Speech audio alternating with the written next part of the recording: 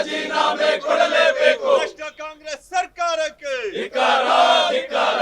ಅಮಾಯಕರನ್ನ ಕೊಂದ ಕಾಂಗ್ರೆಸ್ ಸರ್ಕಾರಕ್ಕೆ ಧಿಕ್ಕಾರ, ಧಿಕ್ಕಾರ. ಪೊಲೀಸರ ಆತ್ಮಸ್ಥೈರ್ಯ ಕುಂದಿಸಿದ ಸರ್ಕಾರಕ್ಕೆ ಧಿಕ್ಕಾರ, ಧಿಕ್ಕಾರ. ಪೊಲೀಸರ ಆತ್ಮಸ್ಥೈರ್ಯ ಕುಂದಿಸಿದ ಸರ್ಕಾರಕ್ಕೆ ಆತ್ಮೀಯ ನನ್ನೆಲ್ಲ ಶಾಸಕ ಬಂಧುಗಳೇ, ಏನೊಂದು ಪೊಲೀಸರು ಹೇಳಪ್ಪ, ಹಾಗೂ ಸಸ್ಪೆಂಡ್ ಆಗಿರೋ ಪೊಲೀಸರು ಹೇಳು. ಸಸ್ಪೆನ್ಷನ್ ಆಗಿರುವಂತ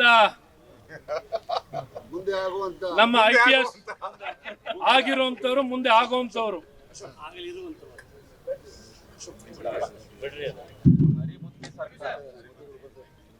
ಏನೊಂದು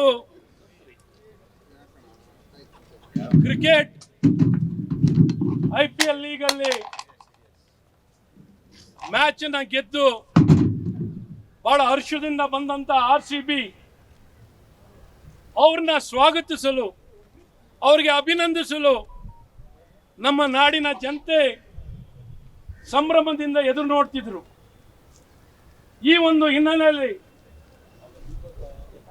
ಸಂಪೂರ್ಣವಾಗಿ ಆಡಳಿತದಲ್ಲಿ ವಿಫಲವಾಗಿರುವಂತಹ ಈ ಕಾಂಗ್ರೆಸ್ ಸರ್ಕಾರ ಯಾವ ಒಂದು ತಯಾರಿಯನ್ನು ಮಾಡದೆ,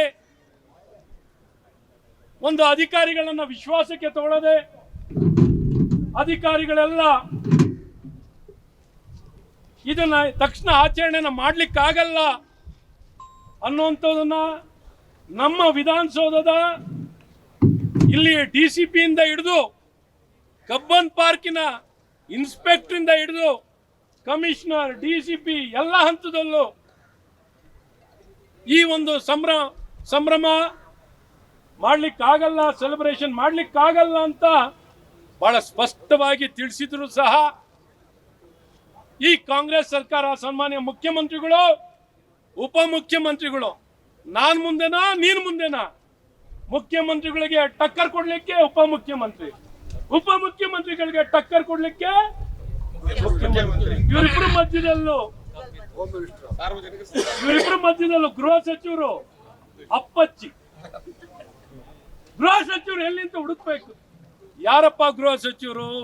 ಗೃಹ ಸಚಿವರು ಈ ಸರ್ಕಾರದಲ್ಲಿ ಇದಾರೋ ಇಲ್ವೋ? ಈಗ ಉಂಟೆ ಅನ್ನುವಂತ ಪರಿಸ್ಥಿತಿ ಇಡೀ ಗೃಹ ಸಚಿವರಿಂದ ಹಿಡಿದು ಗೃಹ ಇಲಾಖೆ ಅಧಿಕಾರಿಗಳಿಂದ ಎದುರಿಸುವಂತದ್ದಾಗಿದೆ. ಹಾಗಾಗಿ ಇವತ್ತು ಇವ್ರನ್ನ ಯಾರು ಆಚರಣೆ ಮಾಡಬೇಕು ಅಂತ ಹೊರಟವರು ಅದಕ್ಕೆ ಜವಾಬ್ದಾರಿ ತೊಗೊಳ್ಬೇಕಲ್ಲ. ಬರೀ ಪ್ರಚಾರನ ಮಾತ್ರ ತೊಗೊಳ್ಳೋದಲ್ಲ, ಅಧಿಕಾರ ಅನುಭವಿಸೋದಲ್ಲ, ಅಧಿಕಾರದ ಜೊತೆಯಲ್ಲಿ ಜವಾಬ್ದಾರಿ ಬರುತ್ತೆ. ಈ ಜವಾಬ್ದಾರಿ ಬೇಕಿಲ್ಲ ನಮಗೆ, ಅದ್ರ ಬಗ್ಗೆ ಗಮನ ವಹಿಸುವಂತದ್ದಿಲ್ಲ, ತಯಾರಿ ಮಾಡುವಂತದ್ದಿಲ್ಲ. ಯಾರೋ ಮಾಡ್ತಾರೆ, ಏನೋ ಮಾಡ್ತಾರೆ. ನಾವು ಉತ್ಸವ ಮೂರ್ತಿ ಇದ್ದಂಗೆ ಉತ್ಸವದಲ್ಲಿ ಭಾಗವಹಿಸೋದು, ಯಾರೋ ಹೊತ್ಕೊಂಡು ಹೋಗ್ತಾರೆ, ಯಾರೋ ತಬಲಾ ಬಾರಿಸ್ತಾರೆ, ಯಾರೋ ಹೂ ಹಾಕ್ತಾರೆ, ಏನ್ ಬೇಕಾದ್ರೆ ಮಾಡ್ತಾರೆ. ನಾವು ಆರಾಮದಲ್ಲಿ ಸಂತೋಷದಲ್ಲಿ ಕೂತ್ಕೊಂಡು ಓಡಾಡೋಣ ಅಂತ ಬಂದಂತವ್ರೆ ಈ ಮುಖ್ಯಮಂತ್ರಿ, ಉಪಮುಖ್ಯಮಂತ್ರಿ ಪೈಪೋಟಿಯಲ್ಲಿ ಒಬ್ರು ಏರ್ಪೋರ್ಟಿಗೆ ಓಡೋಗ್ತಾರೆ. ಏರ್ಪೋರ್ಟಿಗೆ ಹೋಗಿ ಏನ್ ಸ್ವಾಗತ ಪಾಪ.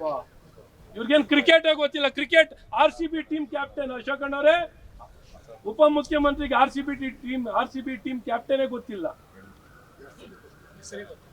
ಹೆಸರೇ ಗೊತ್ತಿಲ್ಲ. ಅಂತರಲ್ಲಿ ಇವೆಲ್ಲ ಮಾಡಿದ್ದಾರೆ. ಇವಾಗ ಇಂಥ ಒಂದು ಪರಿಸ್ಥಿತಿಯಲ್ಲಿ ನಾವು ಕೇಳೋದು, ಇದನ್ನ ನಾವು ಮಾಡಿಲ್ಲ ಅಂತ ಈಗ ಕೈ ತೊಳ್ಕೊಳ್ಳೋಕೆ ಪ್ರಯತ್ನ ಮಾಡ್ತಿದ್ದಾರೆ. ಇವತ್ತು KCA ಮೇಲೆ ಹಾಕ್ತಿದ್ದಾರೆ, RCB ಮೇಲೆ ಹಾಕ್ತಿದ್ದಾರೆ, DNA ಮೇಲೆ ಹಾಕ್ತಿದ್ದಾರೆ, ಪೊಲೀಸರ ಮೇಲೆ ಹಾಕ್ತಿದ್ದಾರೆ. ಪೊಲೀಸರು ಸಸ್ಪೆನ್ಷನ್. ಬಲಿಪಶು ಯಾರು? ಪೊಲೀಸರು,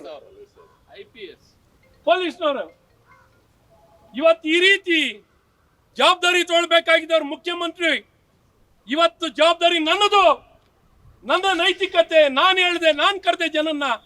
ಸೋಷಿಯಲ್ ಮೀಡಿಯಾ, ಇನ್ಸ್ಟಾಗ್ರಾಮ್, ಫೇಸ್ಬುಕ್, ಅಪ್ಪಪ್ಪ ಎಲ್ಲರಲ್ಲೂ ಬನ್ನಿ. ಅಲ್ಲಿ KCA ಗೇಟ್ ಕ್ಲೋಸ್ ಮಾಡಿ ವಿಧಾನಸೌಧಕ್ಕೆ ಬನ್ನಿ. ನಾವು ನಿಮ್ ಜೀವ ತಗೊಳಕ್ ಬಂದಿದ್ದೀವಿ, ಬನ್ನಿ. ನಿಮ್ ಜೀವ ತಗೊಳಕ್ ಬಂದಿದ್ದೀವಿ, ನಿಮ್ ಜೀವ ಉಳ್ಸಕ್ ಬಂದಿಲ್ಲ ನಾವು. ನಿಮ್ಮ ಈ ಸರ್ಕಾರ, ಕಾಂಗ್ರೆಸ್ ಸರ್ಕಾರ ಅಧಿಕಾರಕ್ಕೆ ಬಂದ ದಿನದಿಂದಲೂ ಕಂಡಲ್ಲಿ ಜೀವ ತಗೊಳ್ಳುವಂತ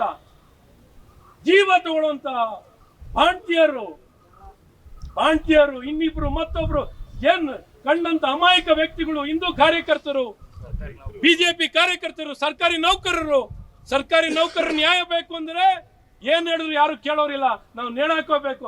ನೇಣ ಹಾಕೊಂಡಾಗ ಮಾತ್ರ ನಮ್ಮ ಸಾವಿಗೆ ಏನಾದ್ರು ಬೆಲೆ ಸಿಗ್ಬೋದು ಅಂತ ಜನ ನೇಣ ಹಾಕೊಂಡು ಇತಿಹಾಸದಲ್ಲಿ ಗುತ್ತಿಗೆದಾರರು, ರೈತರು ಅಂತ ಅವರು ಸಾವು ಬರೀ ಕಾಂಪೆನ್ಸೇಷನ್ಗೆ ಮಾಡ್ತಿದ್ದಾರೆ ಅಂತ ಆಗ್ತದೆ ಅಂತ ಹೇಳುವಂತ ಯಾವ ಸೂಕ್ಷ್ಮತೆ ಇಲ್ಲಂತ ಸಚಿವರು, ಈ ರೀತಿ ಇರುವಂತ ಈ ಮಹಾನ್ ಕಾಂಗ್ರೆಸ್ ಸರ್ಕಾರ, ಇವರು ಏನ್ ಹೇಳ್ತಾರಲ್ಲ, ಯಾರ ಕೈನಲ್ಲಿ ಅಧಿಕಾರ ಕೊಟ್ಟಿದೀವಿ ಅಂತ ಹೇಳ್ತಾರೆ ಪೂಜಾರೆ?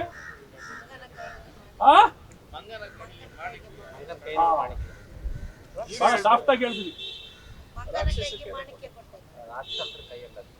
ರಾಕ್ಷಸಕ್ಕೆ ಕೊಟ್ಟಂಗಾಗಿದೆ. ಸೊ ಇಂಥವ್ರು ಯಾರು ಜನರ ಬಗ್ಗೆ ಕಾಳಜಿ ಅಂತ ವ್ಯಕ್ತಿಗಳು ಇವತ್ತು ಅಧಿಕಾರವನ್ನು ವಹಿಸಿಕೊಂಡು ಇವತ್ತೇನು ಮೊದಲನೇ ಬಾರಿಗೆ ಕಪ್ ಗೆದ್ದಿರೋದಲ್ಲ ಇದು. ಈ ರೀತಿ 17 ಕಪ್ಪನ್ನ ಬೇರೆ ಬೇರೆ ರಾಜ್ಯದಲ್ಲಿ ಬೇರೆ ಬೇರೆ ತಂಡನೂ ಗೆದ್ದಿದ್ದಾರೆ. ಇದು 18ನೇ ಕಪ್ಪು. ಎಲ್ಲರೂ ನೋಡಿದ್ದಾರೆ ಯಾವ ರೀತಿ ಮಾಡಿದ್ದಾರೆ ಅಂತ ಬೇರೆಯವರು. ಇವ್ರಿಗಂತೂ ಗೊತ್ತಿಲ್ಲ ಅಂದ್ರೆ ಅವ್ರನ್ನಾರ ನೋಡಿ ಕಲಿಬೋದಿತ್ತು. ಇವತ್ತು ಈ ಜೀವ ತಗೊಂಡಂತ ಈ ಕಾಂಗ್ರೆಸ್ ಸರ್ಕಾರ ಯಾರ್ಯಾರ ಮೇಲೆ ಜವಾಬ್ದಾರಿಯನ್ನು ಹೊರಿಸ್ತಿದ್ದಾರೆ, ಮುಖ್ಯಮಂತ್ರಿಗಳು, ಉಪಮುಖ್ಯಮಂತ್ರಿ, ಗೃಹ ಸಚಿವರು ಜವಾಬ್ದಾರಿಯನ್ನು ತೊಗೊಳ್ಬೇಕು. ಇವ್ರ ಮೇಲೆ ಕೇಸ್ ದಾಖಲಾಗಬೇಕು. ಇವತ್ತು ಬೇರೆ 3 ಎನ್ಕ್ವೈರಿ ಕೊಟ್ಟಿರೋದು ಎಂತಕ್ಕೂ ಸಾಲಲ್ಲ. ಹಾಗಾಗಿ ಇವ್ರ ಮೇಲೆ ಹೊಣೆ ಆಗ್ಬೇಕು, ಇವ್ರ ಮೇಲೆ ಜವಾಬ್ದಾರಿ ತೊಗೊಳ್ಬೇಕು. ವಿಶೇಷ ಅಧಿವೇಶನ ನಮ್ಮ ಪ್ರತಿಪಕ್ಷದ ನಾಯಕರು ಸನ್ಮಾನ್ಯ ಆರ್ ಅಶೋಕ್ ಅವರು ಈಗಾಗಲೇ ವಿಶೇಷ ಅಧಿವೇಶನವನ್ನು ಕರಿಬೇಕು ಅಂತ ಈಗಾಗಲೇ ಪತ್ರ ಬರೆದಿದ್ದಾರೆ. ನಿಮ್ಗೇನಾದ್ರು ನೈತಿಕತೆ ಇದ್ರೆ ಕರೀರಿ, ನಿಮ್ಗೇನಾದ್ರು ನೈತಿಕತೆ ಇದ್ರೆ ತಕ್ಷಣ ರಾಜೀನಾಮೆಯನ್ನು ಕೊಡಿ ಅಂತ ಈ ಮೂಲಕ ನಿಮ್ಮನ್ನ ಒತ್ತಾಯನ ಮಾಡಿ, ನಿಮಗೇನಾರ ಎಳ್ಳಷ್ಟು ಆತ್ಮಸಾಕ್ಷಿ ಇದೆ ದಯವಿಟ್ಟು ರಾಜೀನಾಮೆಯನ್ನ ಕೊಡಬೇಕು ಅಂತ ನಿಮ್ಮನ್ನೆಲ್ಲ ಕೇಳ್ಕೊತೀನಿ.